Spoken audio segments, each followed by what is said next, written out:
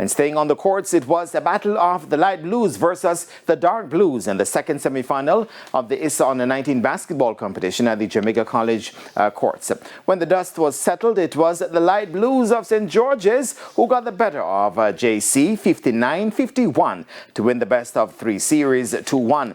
Alexander Bailey led the scoring for St. George's with 18 points. He was supported by Barrington Dennis with 14.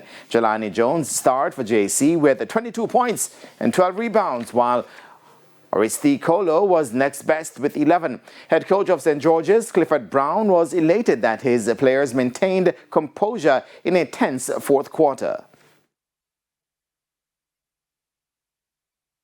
Well, the fourth quarter we were leading, so we just wanted to execute and continue to lead. We also know that JC will be showing maybe them father, them brother, them sister, and the kitchen sink at us. So we were coming for that. So we know it was a dog fight at the end.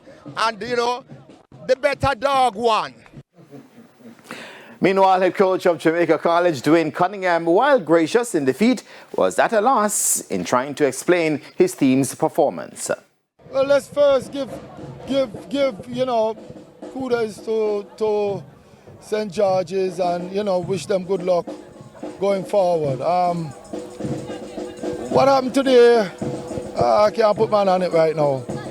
I guess it's just too early after the loss to give a good detail. I have to go look back at the game and find out where we went wrong. St. George's College will now do battle with Campion College in Friday's final at the Campion College courts.